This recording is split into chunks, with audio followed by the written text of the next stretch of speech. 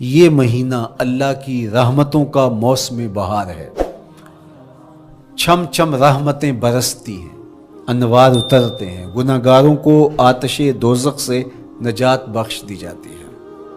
تو اس کا استقبال کرنا، اس کے لیے انتظار کرنا، گن گن کے دن گزارنا، لمحے اور ساعتیں بسر کرتے ہوئے بار بار ماہ سیام کا ذکر کرنا، یہ اس مہینے کے ساتھ محبت کی دلیل ہے، اور اس مہینے کے ساتھ محبت اللہ سے محبت کی دلیل ہے۔ اس لیے اس مہینے کا استقبال کرنا، اس کے لیے تیاری کرنا، اپنے گھر کو صاف کرنا، اس کے لیے اپنی اولاد کے دل میں شوق پیدا کرنا اور ماحول پہلے پیدا کرنے کی کوشش کرنا، تاکہ جو ہی یہ ماہ جلوہ گر ہو تو روزہ رکھنے کا مزاج پیدا ہو چکا ہو، تلاوت کلام مجید کا مزاج پیدا ہو چکا ہو، دیگر نوافل اور اچھے اعمال بجا لانے کی عادت پڑ چکی ہو۔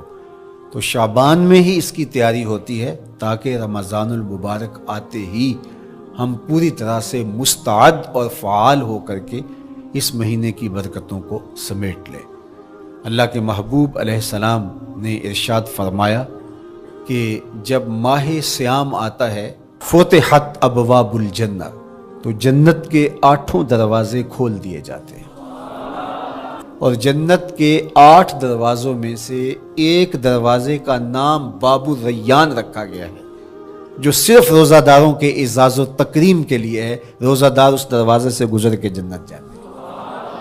حضرت سیدنا سلمان فارسی رضی اللہ تعالی عنہ فرماتے ہیں کہ رمضان المبارک سے قبل حضور نے یہ خطبہ ارشاد کیا، یا ایھا الناس، اے لوگو، قد اظلکم شہر عظیم، اللہ نے تمہارے اوپر ایک بہت پاکیزہ، پر نور، عالی مرتبت مہینہ سایہ فگن کر دیا ہے۔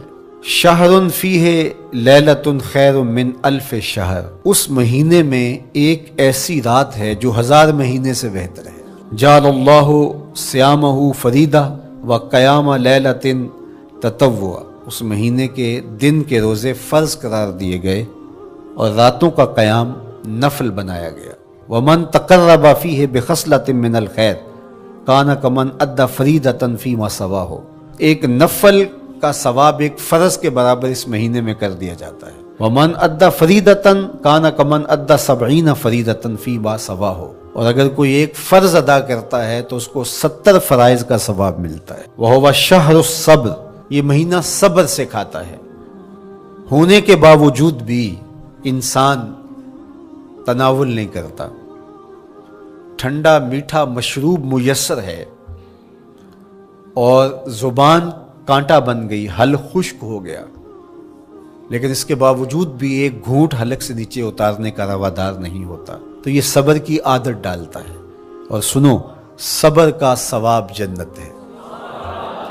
وشہر المواسات، اور یہ ہمدردی کا مہینہ ہے، باہمی پیار کا مہینہ ہے، الفتیں بانٹنے کا مہینہ ہے، نرم دلی کا مہینہ ہے، ایک دوسرے کے احساس کا مہینہ ہے۔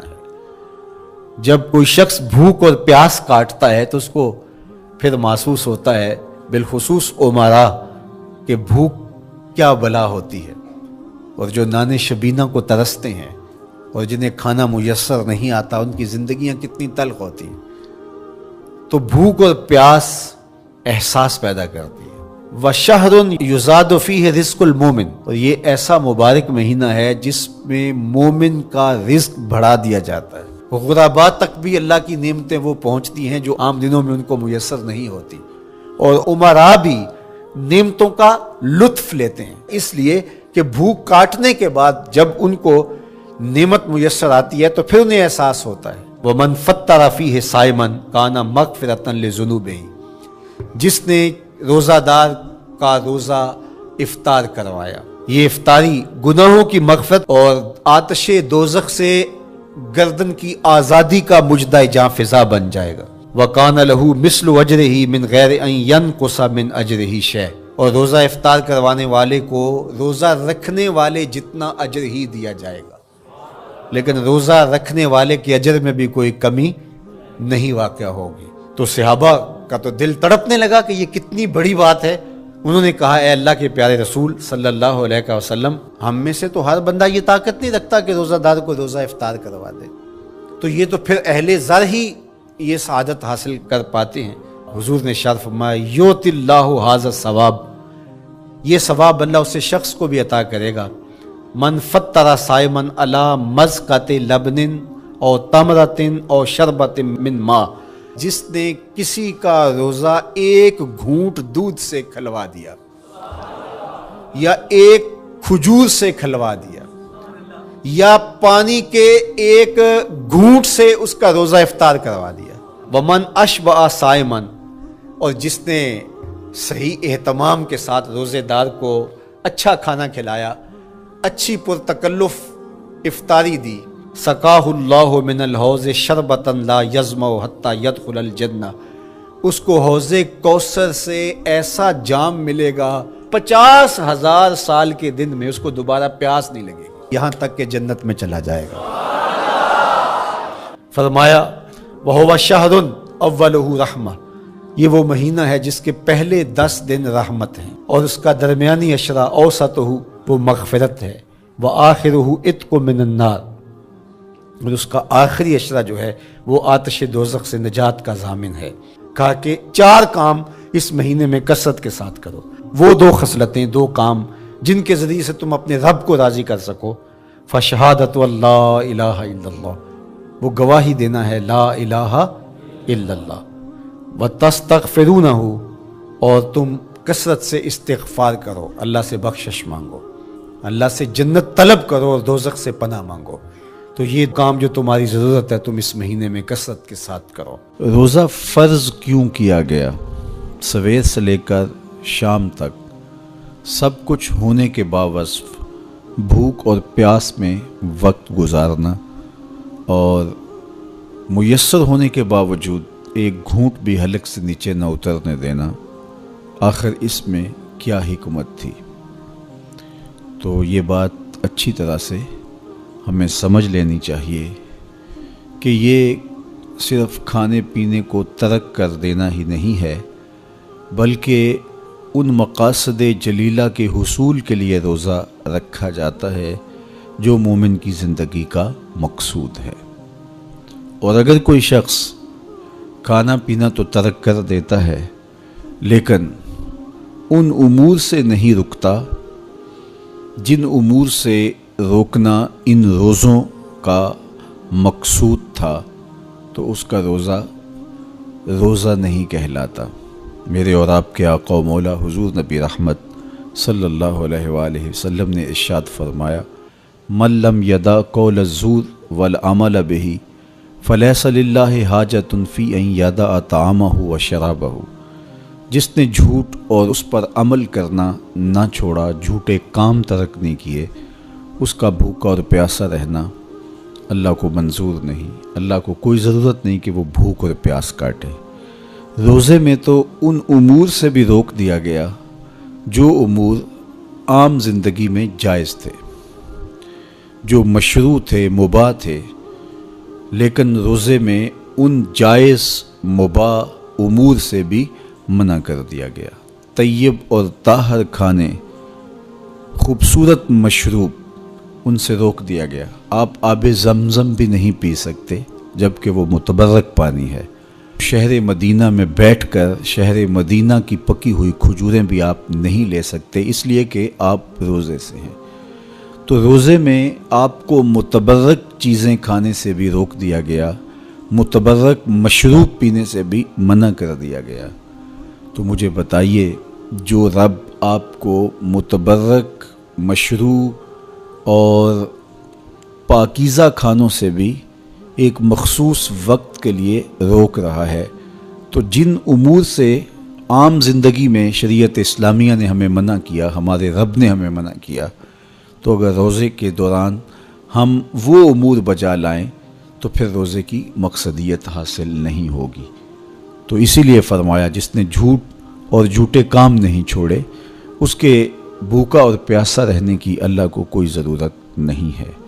تو وہ یہ چاہتا ہے کہ میرے بندے ان امور سے بھی جب رک جائیں گے جن امور سے عام زندگی میں نہیں روکا گیا، تو وہ لازمی طور پہ ان امور سے رکنے کی کوشش کریں گے جن امور سے اسے منع کیا گیا ہے۔ تو جب یہ چیز انسان کا فہم، انسان کی عقل اور انسان کی خرد طے کرتی ہے تو پھر لا محالہ طور پہ رکنے کی عادت اس کے اندر تقوی کی نشأت کا ذریعہ بنتی ہے۔ آپ نے عمومی طور پہ دیکھا ہوگا کہ رمضان المبارک کا ماہ نور جب اختتام کو پہنچتا ہے، ہمارے سامنے عید کے 2-4 دن بھی یہ مشق رہتی ہے، اچانک کوئی مشروب آیا اور پینے لگے تو رک گئے، وہ کہیں ہمارا روزہ تو نہیں، لیکن پھر خیال آتا نہیں ہم روزے تو نہیں ہیں، آج تو عید کا دن ہے، تو ہم پی لیتے ہیں۔ چونکہ پورا مہینہ دن بھر ہم مشروبات سے رکے رہے اور آج بھی دن کے اجالے میں ہمیں پانی دیا گیا تو ایک دم ہمیں جھجک پیدا ہوئی، لیکن پھر ہمیں یاد آیا کہ اب روزے بیت گئے ہیں اور میں روزے سے نہیں ہوں۔ تو جو چیز جائز اور مشروع تھی، ایک وقت کے لیے اس چیز سے بھی ہم رکے تو ہماری طبیعت کے اندر یہ ملکہ پیدا ہو گیا کہ ہم اس سے رکنے کا مزاج پیدا کر لیتے ہیں۔ تو اگر ہم ان امور سے رک جاتے ہیں جن کو شریعت اسلامیہ نے منع کیا ہوا ہے، تو پھر دوبارہ جب اس کو کرنے لگتے ہیں تو پھر ہمارا ہاتھ بھی رکے گا اور پھر ہم مستقل اپنے ہاتھ کو روک سکتے ہیں کہ ہاں میاں یہ روزے میں بھی چیزیں منع تھی اور روزے کے بعد بھی یہ چیزیں ہمارے اوپر منع ہیں۔ تو ایک ملکہ پیدا ہو جائے گا ان امور منہیات سے رکنے کا، ان سے باز رہنے کا۔ تو گویا یہی تقوی ہے کہ جو اللہ جل شانہ نے ہمارے اوپر حرام کیا ہے اس سے ہم رک جائیں، جس کام کے کرنے کا حکم دیا ہے اس کام کو ہم بجا لائیں۔ جس طرح ڈھال آپ کر دیتے ہیں جنگ میں برستے ہوئے تیروں کے سامنے، تو وہ تیر ڈھال سے ٹکرا کے گر جاتے ہیں اور آپ کو نقصان نہیں پہنچتا، تو روزہ بھی آتش دوزخ سے ڈھال ہے، جہنم کی آگ سے بچانے والا ہے۔ روزے دار کو اللہ کی خاص رحمت نصیب ہوتی۔ ایک حدیث میں آتا ہے کہ روزے دار کو 2 خوشیاں نصیب ہوتی ہیں۔ ایک خوشی اسے تب ملتی ہے جب وہ روزہ کھولتا ہے، جب سارے دن کی بھوک اور پیاس کاٹنے کے بعد شام کے لمحے ہوتے ہیں اور پھر روزہ منزل تک پہنچتا ہے، تو کس مسرت اور خوشی اور سرشاری کے عالم میں روزہ دار ہوتا ہے کہ شکر ہے کہ اتنی لمبی اور اتنی سخت گرمی کے ماحول کی شدت کے باوجود اللہ تعالیٰ نے مجھے روب منزل کیا۔